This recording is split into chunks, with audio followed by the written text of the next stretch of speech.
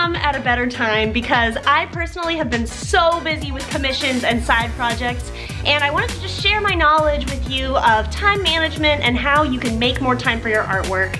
I know how hard it is to want to do it so badly, but to never feel like you really have the time for your artwork or your music or whatever your craft is. So today we're going to talk about 3 simple things that you can do. It's a little bit of structuring, a little bit of organization, but I think it'll really help you to manage your time better and ultimately just make more time for what's really important to you. If you're new to this channel, then welcome! I make videos every Monday about art and creativity, so I look forward to seeing you every week. Hit subscribe and like this video. I am a full-time artist. I live and work in New Hampshire, and if you want to follow me on Instagram and see what kind of art I'm working on, then you can follow me right here, MaggieGreen_art. All right, let's get to the video. Magical life-changing tip number 1 is reward yourself.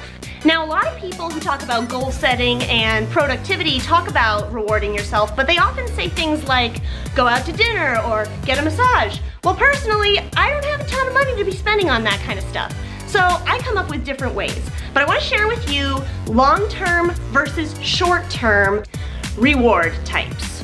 Everybody's different, so you're going to have to study yourself and see which one works best for you. Long-term rewards are rewards that you give yourself once a day or once a week or maybe even once a month that you give yourself only when you've completed a large project or a large chunk of work.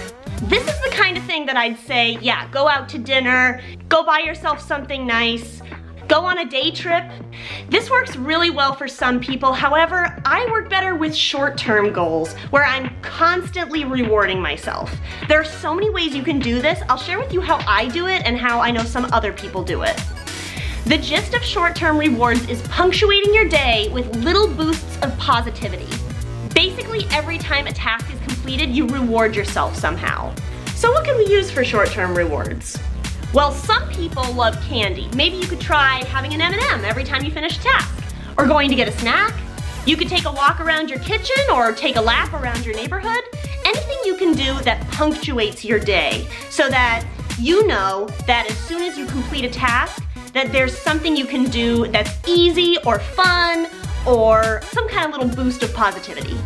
So I'll be honest, I've always known about myself that I like consistently rewarding myself. I like to always be able to look back and say like, I'm proud of what I just did. Good job, Maggie. Moving right along, keep that positivity flowing. For me, this was really hard to figure out, and I spent a long time experimenting and trial and erroring new ways to try to make my workflow more fun and more productive and more consistent.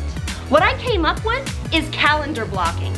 It doesn't really sound like a reward system when I say it like that, but when you realize that you log time every time you do good work on your craft, then you start to feel proud of yourself every time you log those hours, and at the end of the week, you can see how productive you've been and you can look at it objectively. You can understand better about your personal habits and start to define what a good workflow looks like for you. There are 2 other things I want to mention about the calendar blocking system, and that is, number 1, you can bill your clients more efficiently if you know exactly how much time you've spent on each stage of the project. I'm talking about business development where you're writing proposals, or emailing time, or sketching time that you may not have thought to include in your original estimate. It's good for you to know that that time is important to the completion of a successful project.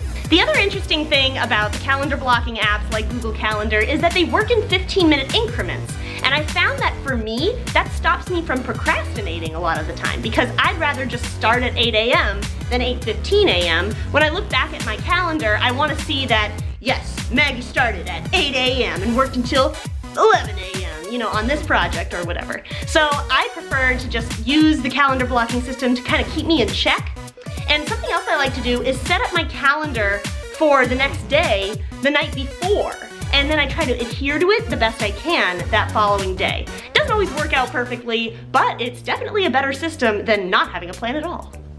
Life-changing tip number 2 is make it easier for yourself. So I found that if I try to have an exercise routine that I do every morning, I am so much less likely to wake up and get out of my comfortable bed to do that.